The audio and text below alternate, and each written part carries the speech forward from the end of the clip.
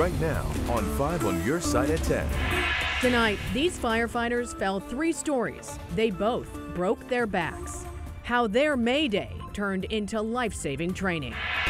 Some of us were drenched early this morning, others not so much so. Where that system is right now and what's next behind it for us. But first tonight, new video of a Metrolink station during the floods. The first week was terrible after the floods. The incredible loss of equipment and the lasting impact on riders. 3 weeks after being ravaged by historic flash flooding, Metrolink is still not running at 100%. Good evening. Thank you for being with us. I'm Ann Allred. And I'm Brent Solomon. Mike Bush has the night off. Tonight, riders are feeling the impact. How Robert Townsend live at Forest Park de Bolivar Station with much more. Robert, what are you learning? Hey there, Brent. Right now the lights are on, and look over here. You can see, well, I can tell you that people and trains are moving again at this Metrolink station. But this recently flood-ravaged station is definitely not back on track. Last month, a whopping 9 inches of rain fell on the St. Louis region in just 24 hours. The record rainfall socked many punches to the popular Metrolink transit system and caused a heap of headaches for some riders. I mean, the only delays that I've experienced were here. Molly Porter says last week she was late to court because a shuttle bus she waited for at the Forest Park de Bolivar station was late. This week was better than the first week was terrible after the floods. Metro shared this stunning video of the millions of dollars in flood damage it calls unprecedented. Most of the damage consists of a 2-mile stretch from the Forest Park de Bolivar station to the Del Mar Loop station. One train is a total loss. Both elevators at the Forest Park station must now be replaced. There's also significant damage to fiber optics, communications, and signal systems. I got a picture of it. Reginald Johnson says since snapping his photo, his ride at the Forest Park de Bolivar station has been a smooth one. And there were crowds, but there was no problem. You know, normally there'd be a wait maybe about no more than 7 minutes. Crews made emergency repairs to get the red line back up and running. However, Metro says trains still aren't operating at normal speeds. What's more, the transit system says it will be months before service is fully restored to the blue and red lines. Meantime, many riders keep catching shuttle buses to transfer between the two lines.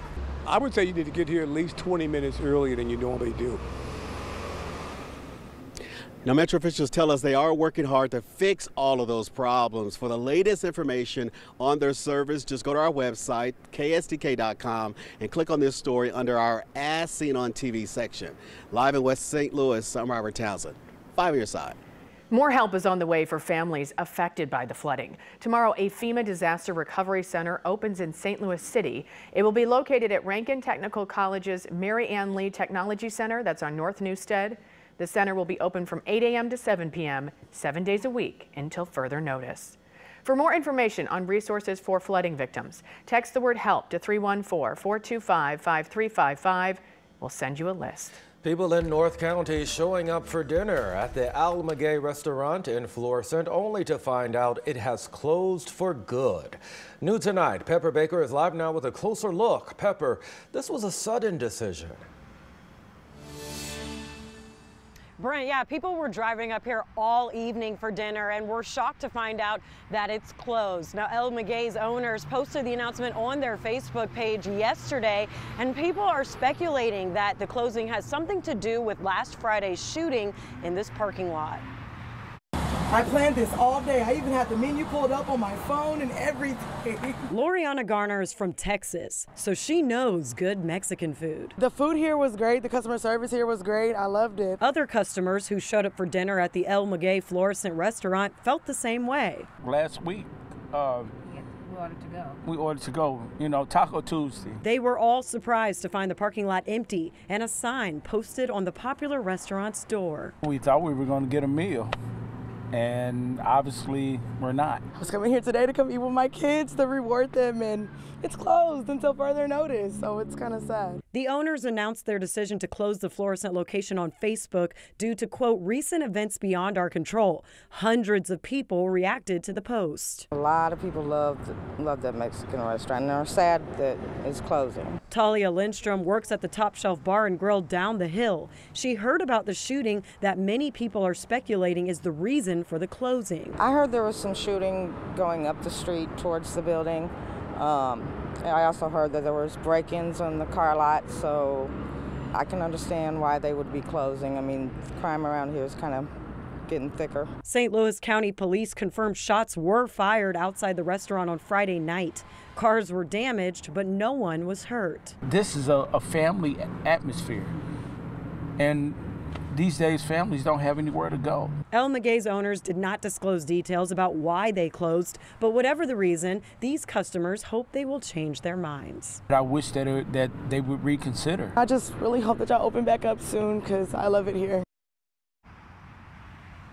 Now, we reached out to the owners several times for an interview, but they did not respond. Live in Florissant, Pepper Baker, 5 on your side. Right, Pepper, thanks. Just around the corner from that restaurant, St. Louis County Police investigating a possible smash and grab at a marijuana dispensary. It happened at the Cookie St. Louis dispensary on New Halls Ferry Road just after 5 this morning. When police got there, they saw a car crashed into the building. Police have not released many details, but they say this is being investigated as a burglary. We are learning more tonight about the murder of a woman in her Kirkwood home. Todd Wilbert is accused of breaking into Elizabeth Gill's home and shooting her. It happened Saturday on Ascot Lane, that's just off Manchester and Woodlawn. Police reports show he had been calling his ex-lover and business partner all day about money. Prosecutors have charged Wilbert with first-degree murder. What relationship doesn't have some issues, but nothing to justify killing someone or harming someone, abusing someone in any way? Studies show 1 in 4 women and 1 in 9 men are victims of domestic violence. Safe Connections tells us many more cases likely go unreported. If you or someone you know needs help, call the number on your screen, 314-531-2003. Investigators now say a dispute between cousins over debt led to a deadly shooting in North St. Louis County. Tonight, Alex Collier is behind bars, charged with murder of DeCorian Wilson. It happened Sunday afternoon in Floridale Hills. Collier is being held tonight on a $150,000 cash-only bond. Tonight, the St. Louis County Medical Examiner's Office is running out of space for bodies. That's right. The county now paying extra money to store bodies on a trailer and at area funeral homes. New tonight, our Elise Schoenig joins us with a closer look. Elise, what are county leaders doing about this? Yeah, Brent, well, some county officials want the county council to let them use $300,000 of federal pandemic money as a solution. They want this money to look into the practicality of replacing the health center and the medical examiner's building. And this storage problem has been an issue for years. And now basically the medical examiner's office just doesn't have enough space for bodies. And it's been leading to overflow in many areas. The solution? This portable 18-foot refrigerated trailer outside the George E. Gantner building that you're looking at right now. Now, there are, of course, many reasons for this rising need for more space, but some are concerned the rising number of drug-related deaths might be one of them.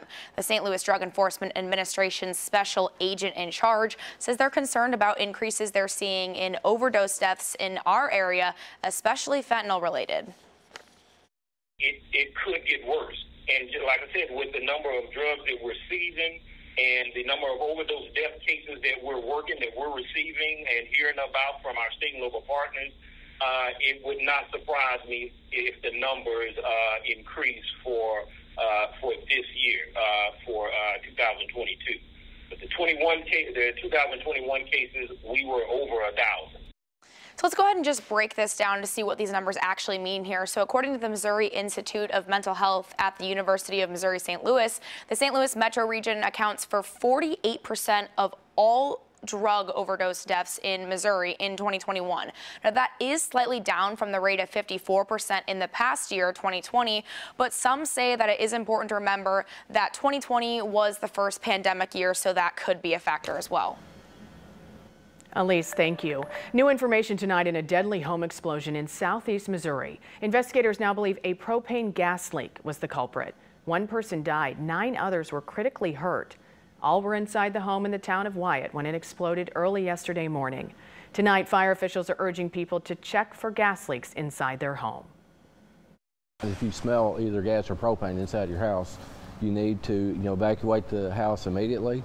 Don't turn on any light switches. Don't turn on any other appliances. You just need to leave. The National Fire Protection Association says gas fires and explosions on average kill 40 people and hurt 140 Americans every year. There's a plea tonight from an animal shelter in Union, Missouri, dealing with an overwhelming number of cats and dogs. The Franklin County Humane Society says it's dealing with an unprecedented need, and that's due to more space for animals. Normally, they house around 120 cats and dogs. Right now, they have more than double that amount. Unlimited supply of strays coming in, people surrendering animals because they can't afford to take care of them, hoarding situations. It's unbelievable. Right now, the shelter asking for people to adopt and foster animals, especially big dogs. If you don't want a pet but want to donate, they're also in need of Purina puppy chow. Boosted boosters. The wait is almost over. Tonight, a new timeline for those Omicron-specific COVID shots. They almost died jumping from a burning building. He was letting me know, hey, I'm burning up. I am on fire. Tonight, in a 5 on Your Side exclusive, 2 St. Louis firefighters show us how they're using their story of survival to save the lives of their fellow firefighters. The rain chance is over for now, but another system's on the way this weekend. We're tracking your rain chances in about 10 minutes. Congresswoman Liz Cheney of Wyoming has lost her primary bid for re-election. Within the past 30 minutes, she gave her concession speech. The one-time GOP leader in the House is a fierce critic of President Trump, who voted to impeach him. Trump's hand-picked candidate, Harriet Hageman, defeated Cheney in a landslide. Republicans have long held Wyoming's lone congressional seat since 1979. Tonight, Americans are just weeks away from getting access to the new Omicron-specific vaccine boosters. The White House says the new boosters will be available in early to mid-September. With an expected reemergence of influenza, officials are urging people to get the booster and a flu shot. Our healthcare system is going to get into serious trouble unless we are very proactive about preventing it. So if we do nothing and just sort of hope for the best, I think we could end up getting into a lot of trouble this fall and winter. The White House is also starting to transition away from buying COVID vaccines, treatments, and tests. This means those products will be commercialized and part of the regular healthcare system. Queer Eye star Jonathan Van Ness is calling out the Biden administration for its response to the monkeypox outbreak. In an essay for Time magazine, the Quincy, Illinois native blasted the slow vaccine rollout. Van Ness wrote he believes the response is fueled by homophobia and transphobia. Right now, monkeypox is primarily affecting men who have sex with men, but it can be spread with any kind of skin-to-skin contact. Almost 20 years after surviving a 3-story fall, 2 St. Louis firefighters are now teaching a valuable survival skill to fellow firefighters, and that includes their chief. That's right. There's a new piece of equipment that is a big help. Tonight, in a 5 on Your Side exclusive, they show our Christine Byers the device that could save their lives. The building at 4125 Penrose Avenue may be gone, but the memories and the lessons remain. I saw them 2 men up there trapped. They had nowhere to go, so they had to jump. Dennis Jenkerson remembers the moment he thought he was going to lose 2 firefighters like it happened an hour ago. It was a very, very close call. That was a very tough day. And it was 19 years ago. Firefighters say the people living in the rented house all got out safely. It was a frigid January day. We had ice everywhere. Back then, Jenkerson was a battalion chief. He was working the ladder when Captain Mario Montero and firefighter Steve Fritsch headed to the 3rd floor to vent the fire. Conditions started changing pretty rapidly. And the fire flashed over. I got on the radio and I called and I said, we need a ground ladder to the window. They were still trying to get that ladder around there and it wouldn't go up. The men huddled next to a window. And then it was mayday, mayday, mayday. Steve was directly behind me. Basically, he was letting me know, hey, I'm burning up. I am on fire. Jenkerson and the rest of the crew were on the other side of the building, so Fritsch did the unthinkable. I took my mask off and I took my helmet off and I threw my helmet down the gangway and I started yelling for help. We heard the yelling and screaming. He took a big chance, and in all honesty, it was for his actions is what caught the attention of the chiefs and the captains. I'll never forget the look on his face. It was like, uh-oh. Their coats were totally destroyed by the heat. I kind of ducked down into that window, and Steve went over the top of me head first. The battalion chief was standing on the window. When both of them came out, one of the firefighters hit the chief. I softened his blow, so to speak. But I remember the fire burning my hands. I feel the heat from the fire on my fire gloves. He didn't know what to do, whether to jump or whether to stay there and get burned up, I guess, and he just had to jump. And it was almost like I was falling in slow motion. Both men broke their backs. It took 6 months for Montero to get back to duty and a year for Fritch. After that call, when I made chief, it was like, we got to do something different. Inside of this pouch, that is your hook. It's called a bailout system, which the department just upgraded this year. We tossed a bunch of things around and came up with this system that's attached to our self-contained breathing apparatus that all firefighters have that on when they go in a building. For the last 10 years, Montero and Fritch have been teaching their fellow firefighters how to use it. It's going to feel awkward coming out of a window head first. And then they're rolling out, and then you can descend down on that webbing. You should be out of the window probably in less than 10 seconds. In July, Fritch and Montero taught Jenkerson how to use it. This window hang is very, very important that you master this part of it. It's hard for me to say, you will take this training if I don't do it. You don't train until you get it right. You train so you never, ever get it wrong. It just buys us time. It can save lives. Christine Byers, 5 on your side.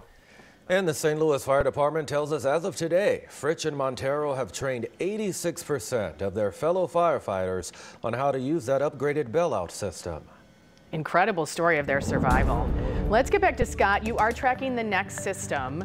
We have some pretty good days coming too. We have some really good days. Let's not brush over that. Let's not. Well, and you know, today, if you went east of St. Louis, look at the rainfall totals from what we saw this morning and through the midday hours. You went east of St. Louis. The sun was out today as you worked over towards Vandalia, Flora, Salem, Mount Vernon. You had a pretty bright day. Temperatures were in the 80s there. Back to the west of St. Louis, where this is where we found our heavier rainfall. As expected, the heaviest rain went across the Ozarks, 3 to 5 inches around the Lake of the Ozarks, and then working back in towards the St. Louis area, the amounts tended to decrease pretty rapidly, especially as you got into the Metro East. Over at Scott Air Force Base, just about 1/10 of an inch of rain, but over an inch in Washington, Warrenton, down to Catawissa, 2 inches in Cuba, 2.5 in Rolla. And we didn't have it all in 15 or 20 minutes. It was spread out over several hours. So it was a nice soaking rain. And we're quiet tonight around St. Louis. Our temperatures have dropped back into the lower 70s. Radar scanning those skies right now. We're finding our storms down into southwest Missouri, some of them producing some heavy rainfall. This is the last 18 hours, and you really see what's out there now. Far southwestern portions of Missouri, that's staying down to our south. So we're going to continue to see this activity staying off to our south through the overnight hours, and that sets us up for 3 great days. It's 71 right now. Do you know, with the sunshine this afternoon, we did sneak up to 80 degrees. Lambert picked up about 4/10 of an inch of rain. Overnight tonight, your cool temperatures are off to the northeast of St. Louis in the upper 50s, mostly low to mid 60s elsewhere. Very pleasant. Tomorrow, a lot of sunshine. A few clouds to the south of St. Louis. We're back into the low and mid 80s, but it's dry tomorrow. We are dry heading into Thursday, into Friday too. And Thursday, a lot of sunshine. How about low to mid 80s for highs?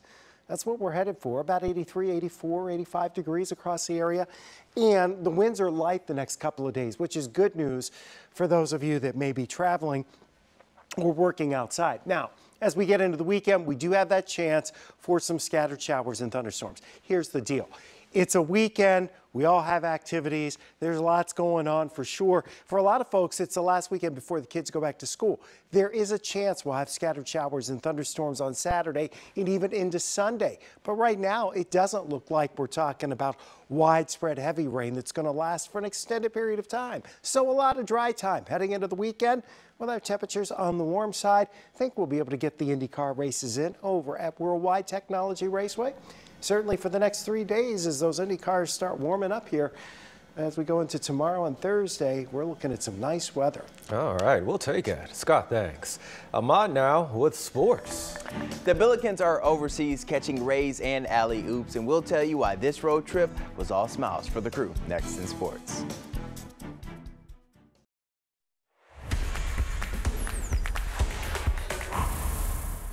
So Nelly has this song called Hot in Here. Tonight, we didn't have a heat wave at the ball game, just in case St. Louis did have one, though.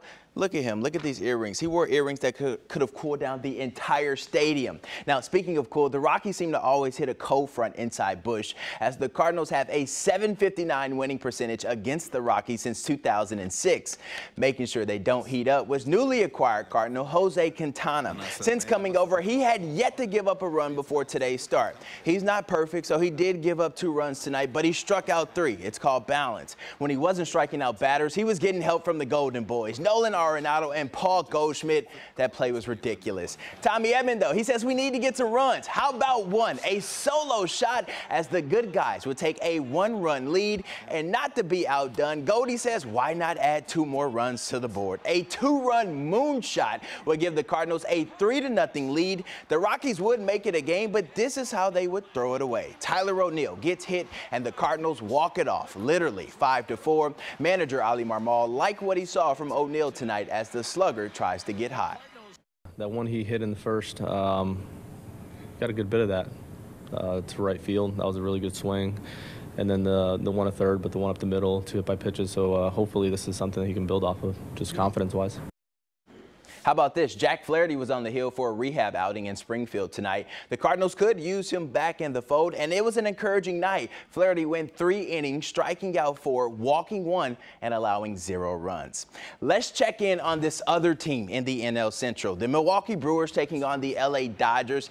LA was trailing, then Mookie Betts decided to put his 2 cents in. A solo home run. The game is knotted at 2. That's what we like to see here in Cardinal Nation, but then Christian Yelich had to come up and do this. A solo shot gives the Brewers the lead, but right now LA battled back and it's tied in extras at 3. Some big news on the St. Louis golf scene. Belle Reef Country Club was named the host for the 2026 BMW Championship. Of course, Belle Reef was the host of the PGA Championship back in 2018 and has hosted a number of big events all the way back to 1965. They've also got the President's Cup coming up here in 2030. So there's usual team bonding that takes place at bowling alleys and coaches' houses, etc. But then there's Team Blue bonding events that includes a trip to Italy to sightsee, learn, and play some hoops. The SLU Billikens took on the Italy All-Stars in Florence earlier today, and they beat them convincingly, 92-61. Javante Perkins, who tore his ACL right before the start of last season, was on the court sporting a white leg band and knocking down several triples. Head coach Travis Ford says Perkins has come a long way since the injury, and he's finally starting to get back to his old ways. He started out with even a different look in his eye and probably made his first 3 or 4 shots, made probably 4 or 5 threes, played really well, played with a lot more confidence. He's still not playing up to 100% yet, but he's getting better. This game was a really good step forward. We love to hear it. While they soak up the sun and enjoy a luxury vacation, the SLU women's soccer team is hard at work preparing for their season opener this Thursday at home against the number 8 ranked Arkansas Razorbacks. With the new MLS stadium nearly around the corner from SLU and almost completed, the buzz around soccer in St. Louis is growing. That's why the SLU women hope to add to that excitement this season and hopefully see a pro future for themselves right here in our backyard.